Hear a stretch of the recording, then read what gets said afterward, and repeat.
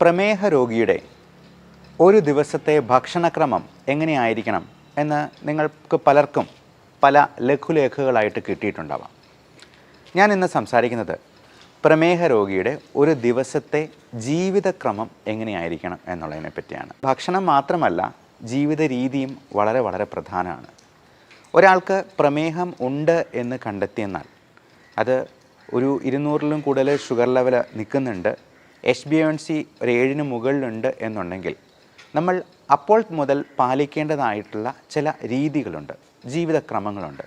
അപ്പോൾ അതുവഴി നമ്മുടെ ആരോഗ്യം മോശമാകാതെ സംരക്ഷിക്കാനും നമുക്ക് കോംപ്ലിക്കേഷൻസിലേക്ക് എത്തിപ്പെടാതിരിക്കാനും പ്രത്യേകമായിട്ട് ശ്രദ്ധിക്കാം.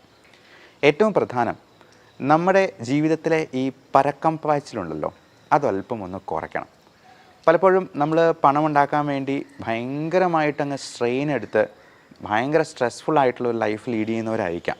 അപ്പോൾ ഇങ്ങനെയുള്ള അസുഖങ്ങളൊക്കെ അതിൻ്റെ തുടക്കത്തിൽ തന്നെ കാണുമ്പോൾ നമ്മൾ ലൈഫിനെ കുറച്ചുകൂടി ഒന്ന് സിമ്പിളാക്കാൻ ശ്രമിക്കുക.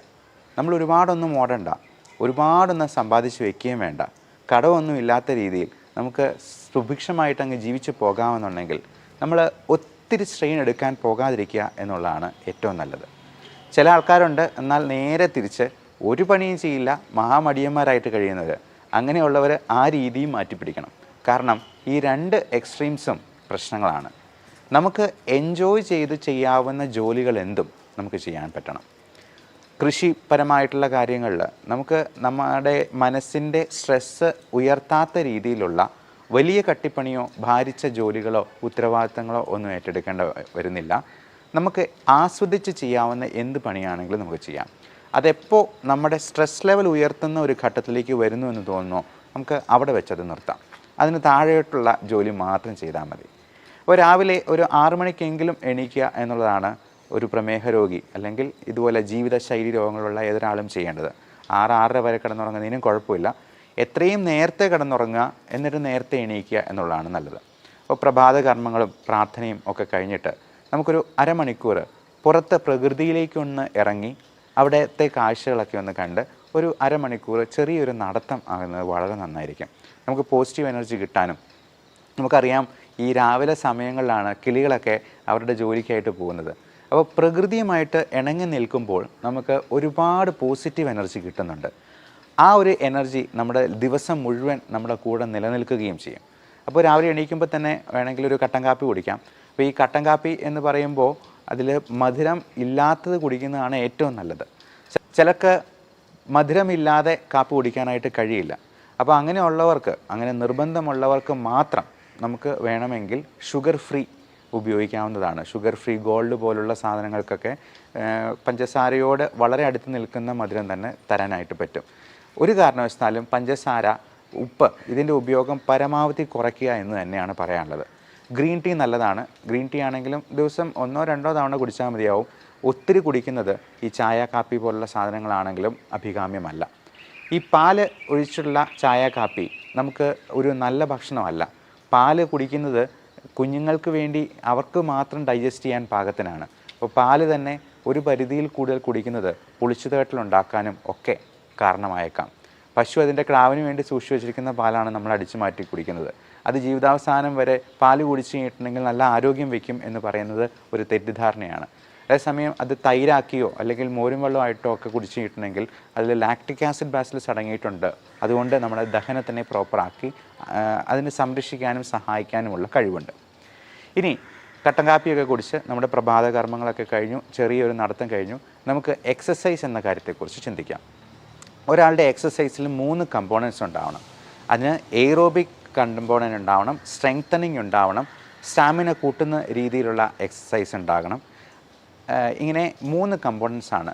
അപ്പോൾ എയ്റോബിക് എക്സസൈസ് എന്ന് പറയുമ്പോൾ നമ്മൾ ഉദ്ദേശിക്കുന്നത് നമ്മുടെ ഹാർട്ട് റേറ്റ് 140 വരെയെങ്കിലും ഉയർത്തുന്ന രീതിയിൽ. അപ്പോൾ ചുമ്മാ ഒരു നടത്തം എന്ന് പറയുന്നത് അതൊരു മടിയന്മാരുടെ വ്യായാമമാണ്. അതിനൊരു വ്യായാമമായിട്ട് കൂട്ടാൻ പറ്റില്ല. അപ്പോൾ ഇങ്ങനെ 140 വരെ കൂട്ടണമെന്നുണ്ടെങ്കിൽ നമ്മൾ എന്ത് ചെയ്യണം? ഒന്നെങ്കിൽ ഒരു 100 ജമ്പിങ് ജാക്സ് ചെയ്യാം. 100 പ്രാവശ്യം ഒന്ന് ചാടിയാൽ മതി, അവിടെ തന്നെ പുറത്തോട്ട് ഇറങ്ങണ്ട. ഇപ്പോൾ മഴയൊക്കെ ആയതുകൊണ്ട് പുറത്തോട്ട് ഇറങ്ങാൻ പറ്റിയെന്ന് വരില്ല. 100 പ്രാവശ്യം ചാടാം. അല്ലെങ്കിൽ ഒരു 50 പുഷപ്പ് എടുക്കാം. അത് നമുക്ക് 2-3 ഇടവേളകൾ ഇട്ട് വേണമെങ്കിലും അങ്ങനെ ചെയ്യാം.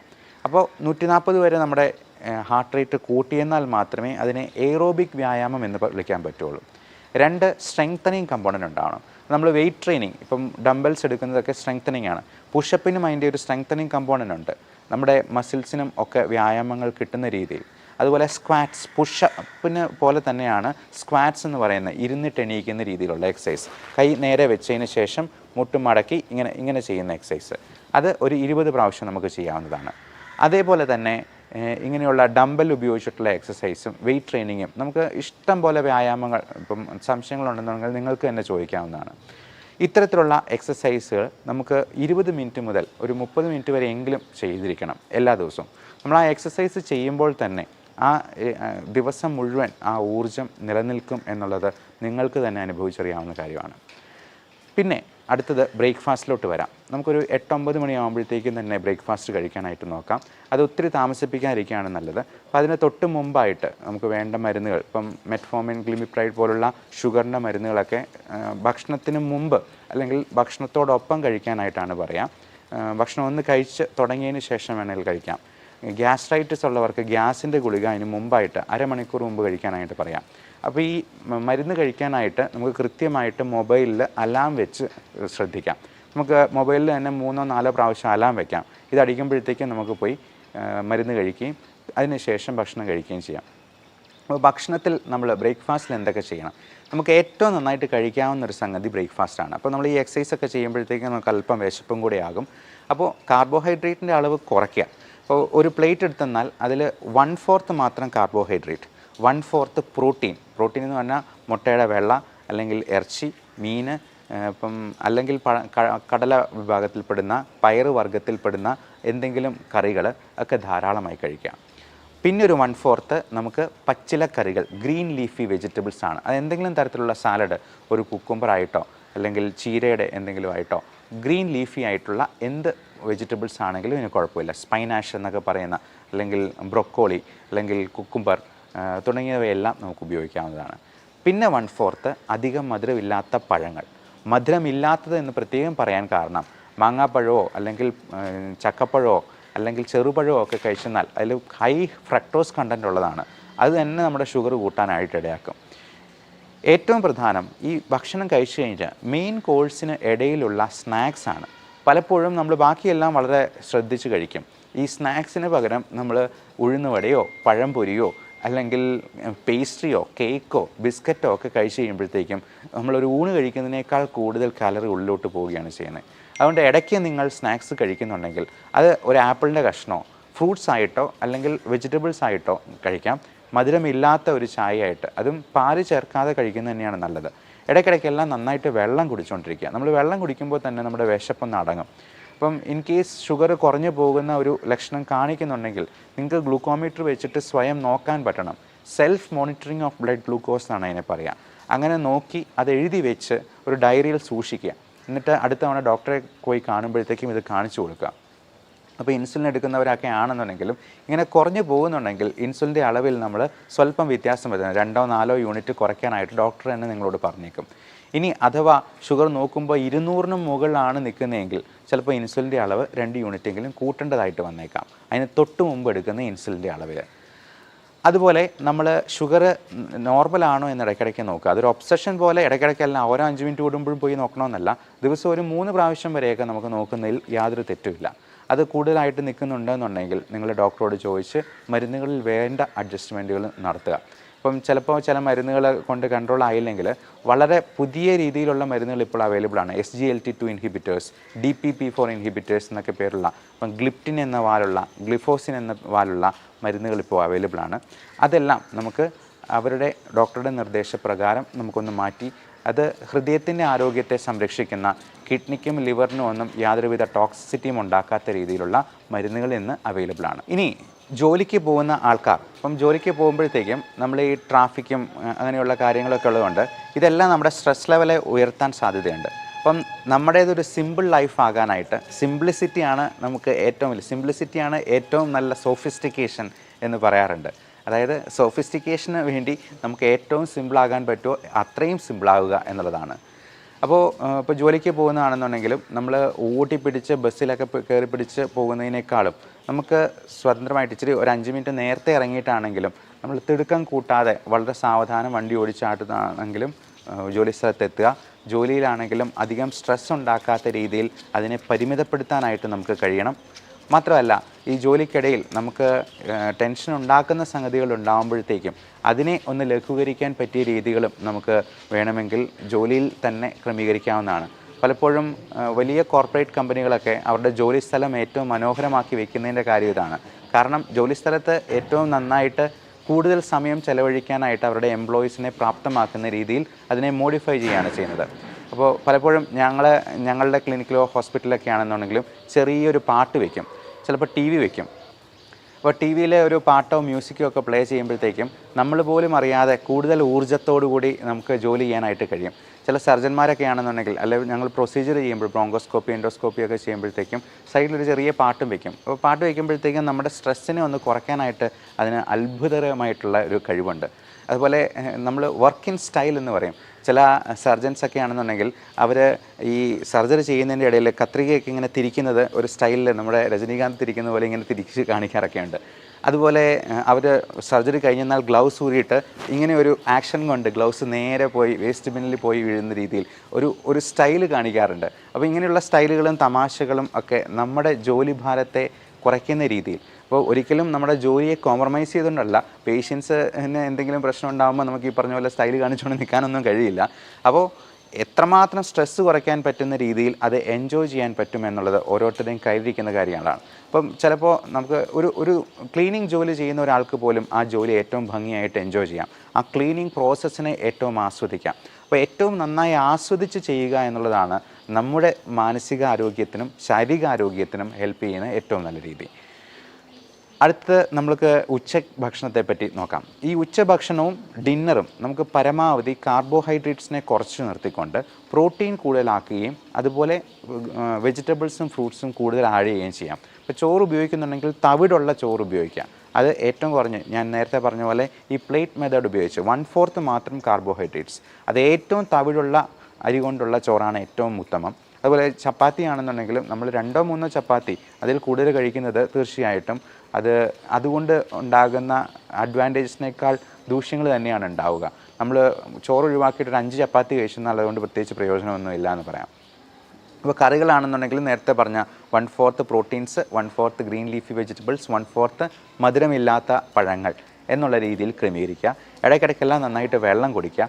വൈകിട്ട് ഒരു ചായ ആകുന്നതിന് കുഴപ്പമില്ല. ചായയുടെ കൂടെ സ്നാക്സ് വേണമെന്നുണ്ടെങ്കിൽ പഴം പുഴുങ്ങിയതിൻ്റെ ഒരു പകുതി, അധികം പഴുത്തതല്ലാത്ത പഴത്തിൻ്റെ ഒരു പകുതി, പിന്നെ മധുരമില്ലാത്ത ബിസ്ക്കറ്റ്, ഫൈബർ കണ്ടൻ്റുള്ള ബിസ്ക്കറ്റ്, ഇതൊക്കെ കൂടുതലായിട്ട് ഡയബറ്റിക് രോഗികൾക്കും കഴിക്കാവുന്നതാണ്. ഉപ്പിൻ്റെ അളവ് പരമാവധി കുറയ്ക്കുക. ഉണക്കമീൻ, അച്ചാറ്, പപ്പടം തുടങ്ങിയ സാധനങ്ങളെല്ലാം ഉപ്പിൻ്റെ അംശം കൂടുതലായിട്ട് കൂട്ടാനായിട്ട് സാധ്യതയുണ്ട്. ഇത് തന്നെ ബി പിക്കും ഷുഗറിനും ഒക്കെ ആകെ മൊത്തമുള്ള നീർക്കെട്ട് ഉണ്ടാക്കാനായിട്ടും അത് സാധ്യതയുണ്ട് എന്നുള്ളത് കൊണ്ട് ഉപ്പും പഞ്ചസാരയും പരമാവധി കുറച്ച് നിർത്തുക തന്നെ ചെയ്യാം. അപ്പോൾ വൈകുന്നേരം നമ്മൾ ഒത്തിരി ലേറ്റായിട്ട് വർക്ക് ചെയ്ത് ഒത്തിരി ലേറ്റായി ക്ഷീണിച്ച് ചെല്ലുന്നതിനേക്കാൾ നല്ലത് നമുക്ക് ഒരു 6 മണിയോടുകൂടി തന്നെയെങ്കിലും നമ്മുടെ ജോലികൾ അവസാനിപ്പിച്ച് വീട്ടിലെത്തി ഒരു ക്വാളിറ്റി ടൈം സ്പെൻഡ് ചെയ്യാനായിട്ട്, ഒരു കുളിയൊക്കെ കഴിഞ്ഞിട്ട് നമുക്ക് കുറച്ച് നേരം വേണമെങ്കിൽ ഒന്ന് പുറത്തുകൂടി ഒന്ന് നടക്കാം. ഇനി ഒരു സിനിമ കാണണമെന്നുണ്ടെങ്കിൽ അങ്ങനെ ആകാം. അപ്പം സിനിമ കാണുമ്പോഴും നമുക്ക് ടി വി കാണുമ്പോഴും ഒക്കെ നമ്മൾ ഈ സോഫയിലിരുന്ന് വെറുതെ ഇരുന്ന് കാണുന്നതിനേക്കാൾ നല്ലത് നമുക്കൊരു ട്രെഡ്മില്ല് ഉണ്ടെന്നുണ്ടെങ്കിൽ അത് ടി വിയുടെ മുമ്പിൽ തന്നെ പ്ലേസ് ചെയ്യുക എന്നുള്ളതാണ്. അപ്പോൾ നടന്നുകൊണ്ട് തന്നെ നമുക്ക് സിനിമ കാണാം, ചെറിയ എക്സസൈസ് ചെയ്തുകൊണ്ട് തന്നെ സിനിമ കാണാം. സുംബ ഡാൻസിങ് പോലുള്ള കാര്യങ്ങൾ പ്രാക്ടീസ് ചെയ്യാം. ഡാൻസ് പ്രാക്ടീസ് ചെയ്യുന്നതും കുട്ടികളുടെ കൂടെ കളിക്കുന്നതും ഒക്കെ ഒരു ചെറിയ മോഡറേറ്റ് ആക്ടിവിറ്റി ആയിട്ട് തന്നെ നമുക്ക് കണക്കാക്കാം. ഉച്ചയുറക്കം പലപ്പോഴും 2-3 മണിക്കൂറൊക്കെ ഉറങ്ങിക്കഴിഞ്ഞാൽ രാത്രി നമുക്ക് നിദ്രാദേവത തിരിഞ്ഞു നോക്കുക പോലും ഉണ്ടാകത്തില്ല. അതുകൊണ്ട് ഉച്ച കഴിഞ്ഞുള്ള ഉറക്കം ഒരു അരമണിക്കൂർ മാത്രമായിട്ട് പരിമിതപ്പെടുത്തുക. അങ്ങേയറ്റം ഏറിപ്പോയെന്നാൽ 1 മണിക്കൂർ, അതിൽ കൂടുതൽ ഉറങ്ങുന്നത് നല്ലതല്ല. നമ്മുടെ എനർജി ലെവൽ കുറച്ച് കളയാനാണ് അത് സാധ്യത ഉണ്ടാക്കുക. അതുകൊണ്ട് ഈ short time nap, power nap എന്നാണ് നമ്മളതിനെ പറയുക, അത് അരമണിക്കൂറായിട്ട് നിർത്തുക. ഇപ്പം ജോലിസ്ഥലത്ത് അതിന് പറ്റുന്ന സാഹചര്യങ്ങളുണ്ടെങ്കിൽ മാത്രം മതി. അതിൽ കൂടുതൽ ഉറങ്ങാതിരിക്കുക എന്നുള്ളതാണ് അഭികാമ്യം. പിന്നെ രാത്രിയിലുള്ള ഉറക്കം, രാത്രി നമ്മൾ ഈ ഗാഡ്ജറ്റ്സിൻ്റെ ഉപയോഗം ഒരു 8 മണിക്ക് മുമ്പെങ്കിലും നിർത്തുന്നതാണ് നല്ലത്, അങ്ങേയറ്റം 9 മണി വരെ. അതിനുശേഷം നമ്മൾ ഞെട്ടിപ്പിക്കുന്ന വാർത്തകളും ന്യൂസ് ചാനലുകളും പത്രങ്ങൾ പോലും വായിക്കുന്നത് അത്ര നല്ലതായിരിക്കില്ല. നമ്മുടെ ഉറക്കത്തിലേക്ക് തള്ളിവിടുന്ന, നമ്മൾ അടുത്ത പ്ലാനുകളും പദ്ധതികളും ഒക്കെ വെച്ച് ഒരുപാട് സ്ട്രെസ്ഡ് ഔട്ട് ആകുന്നതിനേക്കാൾ നല്ലത് നമുക്കൊരു അഫർമേഷൻ ടെക്നിക്, നമുക്ക് ഈ ഇമേജിങ് ടെക്നിക്കൊക്കെ ഉപയോഗിച്ചുകൊണ്ട് നല്ലൊരു ജീവിതത്തെപ്പറ്റി സ്വപ്നം കണ്ടുകൊണ്ട് ഉറങ്ങുന്നതാണ്. ഒരിക്കലും ഒത്തിരി ആവലാതികൾ, കഴിഞ്ഞ ദിവസം വന്ന ഒരു മനുഷ്യൻ പറഞ്ഞത്, ഒരു പേന കാണാതെ പോയി കഴിഞ്ഞാൽ പോലും എനിക്ക് ടെൻഷനാണ് എന്ന്. കുഞ്ഞു കുഞ്ഞു കാര്യങ്ങളെ നമുക്ക് അതിൻ്റെ പാട്ടിന് വിടുക, നമ്മളത് അങ്ങ് മനഃപൂർവ്വം മറന്നു കളയുക. നമുക്ക് ആ കാര്യം മനസ്സിൽ നിന്ന് അങ്ങ് എടുത്തു കളഞ്ഞ് പുതിയ കാര്യങ്ങളിലേക്ക് മനസ്സിനെ കോൺസെൻട്രേറ്റ് ചെയ്യാനായിട്ട് ശ്രമിക്കുക. അപ്പോൾ വൈകുന്നേരത്തെ അത്താഴമാണെങ്കിലും ഏറ്റവും യാചകനെ പോലെ കഴിക്കണമെന്നാണ് പറയുക. അപ്പം എത്രയും നേരത്തെ കിടന്നുറങ്ങുന്നോ അത്രയും നമുക്ക് ഡിന്നർ ചുരുക്കാൻ പറ്റും. ഒരു ദിവസം ഡിന്നർ ഒഴിവാക്കിയാൽ തന്നെ നമുക്ക് 200 ഗ്രാംസ് ബോഡി വെയിറ്റ് കുറയ്ക്കാം. പിറ്റേ ദിവസം നമ്മൾ ഡെസിമൽ പ്ലേസസും കൂടെയുള്ള ഒരു ബോഡി വെയിറ്റ് ബാലൻസ് നോക്കിയെന്നാൽ അറിയാം, അതിൽ 0.2 കിലോഗ്രാംസ് കുറവായിരിക്കും, 200 ഗ്രാംസ് കുറവായിരിക്കും. അപ്പോൾ അങ്ങനെ നമ്മൾ ഇപ്പോൾ ഒരു ടാർഗറ്റ് വയ്ക്കുക. നമുക്കറിയാം പൃഥ്വിരാജിനെ പോലുള്ള നടന്മാരൊക്കെ ആടുജീവിതത്തിന് വേണ്ടി എത്ര വെയിറ്റാണ് കുറച്ചിരിക്കുന്നത്, അപ്പോൾ അവരെന്തുമാത്രം ഹാർഡ് വർക്ക് അതിന് വേണ്ടി കൊടുത്തിട്ടുണ്ടാവാം. അപ്പോൾ ഇത്രയും പ്രായമുള്ള ഒരാൾക്കും ഈ ബോഡി വെയിറ്റ് കുറയ്ക്കാൻ പറ്റുമെങ്കിൽ, പൃഥ്വിരാജിന് 40 വയസ്സ് അടുപ്പിച്ച് പ്രായമാകുന്നു, അപ്പം അദ്ദേഹത്തിന് അങ്ങനെ പറ്റുന്നുണ്ടെന്നുണ്ടെങ്കിൽ എന്തുകൊണ്ടും ബാക്കിയുള്ളവർക്കും പറ്റില്ല. അപ്പോൾ ഇങ്ങനെയുള്ള ആൾക്കാരെ നമ്മൾ ഒരു മാതൃകയായിട്ട് സ്വീകരിച്ചുകൊണ്ട് നമുക്ക് ഡിന്നർ ഒഴിവാക്കാൻ പറ്റുവാണെങ്കിൽ ഏറ്റവും നല്ലത്. അല്ലെങ്കിൽ 0 കാലറി ആയിട്ടുള്ള കുക്കുംബർ വെച്ചിട്ടുള്ള എന്തെങ്കിലും സാലഡ് വെച്ചിട്ട് അതിനെ നമുക്ക് കോമ്പൻസേറ്റ് ചെയ്യാനായിട്ട് നോക്കാം. ഇനി അത്രയും പറ്റിയില്ലെങ്കിൽ ചെറിയ രീതിയിൽ എന്തെങ്കിലും കാർബോഹൈഡ്രേറ്റ് കഴിച്ച് മുത്താറി പോലുള്ള എന്തെങ്കിലും ധാന്യങ്ങൾ കൊണ്ട് നമുക്കിതിനെ കോമ്പൻസേറ്റ് ചെയ്യാൻ പറ്റും. അപ്പോൾ പല ധാന്യങ്ങളും, പാല്, മുട്ട പോലുള്ള സാധനങ്ങൾ പോലും അലർജി ഉണ്ടാക്കാം, ഇൻടോളറൻസ് ഉണ്ടാക്കാം. ഇപ്പോൾ ഗോതമ്പിൻ്റെ അലർജിക്ക് ഗ്ലൂട്ടൻ ഇൻടോളറൻസ് എന്നും പാലിൻ്റെ അലർജിക്ക് മിൽക്ക് ഇൻടോളറൻസ് എന്നും നമ്മൾ വിളിക്കാറുണ്ട്. അപ്പോൾ ഇതൊക്കെ ഉണ്ടോ എന്നുള്ളത് കണ്ടുപിടിക്കുന്നത് വളരെയധികം നന്നായിരിക്കും. കാരണം പല ഓട്ടോ ഇമ്മ്യൂൺ ഡിസീസസിനും, ഈവൻ ജോയിൻറ്റ് പെയിൻ, ആമവാദം, സന്ധിവാദം തുടങ്ങിയ പ്രശ്നങ്ങൾക്കുമൊക്കെ ഈ പറയുന്ന ഫുഡ് ഇൻടോളറൻസ് ഒരു വലിയ കാരണമായിരിക്കും. അതിൻ്റെ ട്രിഗറിങ് ഫാക്ടർ നമ്മുടെ ഭക്ഷണത്തിൽ നിന്നായിരിക്കാം. അതുപോലെ നമ്മുടെ എൻവയൺമെൻറ്റൽ എക്സ്പോഷറിലുള്ള ഇപ്പം നായ, പട്ടി, പൂച്ച, മുയൽ തുടങ്ങിയ സാധനങ്ങളും പൊടിച്ചെള്ള്. ഇപ്പം എനിക്ക് അലർജി പാനൽ ടെസ്റ്റ് ചെയ്തപ്പോൾ എനിക്ക് 3 തരത്തിലുള്ള പൊടിച്ചെള്ളിനും 1 തരത്തിലുള്ള ഫംഗസിനും അലർജി ഉണ്ടായിരുന്നു. ഇതൊക്കെ നമ്മുടെ ചുറ്റുമുണ്ട്. അപ്പോൾ ഇത് നമ്മൾ ഈ 71 അലർജൻസിൻ്റെ ഒരു പാനൽ വെച്ചിട്ട് കയ്യിൽ വരച്ച് നോക്കി ഓരോന്നിൻ്റെയും റിയാക്ഷൻ കൃത്യമായിട്ട് അളന്ന് നോക്കി കണ്ടുപിടിക്കുന്ന ഒരു ടെസ്റ്റാണ്. അതിൽ ഒഴിവാക്കാൻ പറ്റാത്ത സംഗതികൾക്ക് ഇമ്മ്യൂണോതെറാപ്പി എന്ന് പറയുന്ന ഒരു ചികിത്സാ മാർഗം വഴി, നിങ്ങൾ കഴിഞ്ഞ ജൂലൈ 6-ാം തീയതിയിലത്തെ പത്രത്തിൽ ഫ്രണ്ട് പേജിൽ തന്നെ ഈ ഇമ്മ്യൂണോതെറാപ്പിയെ പറ്റി ഒരു വാർത്തയുണ്ട്.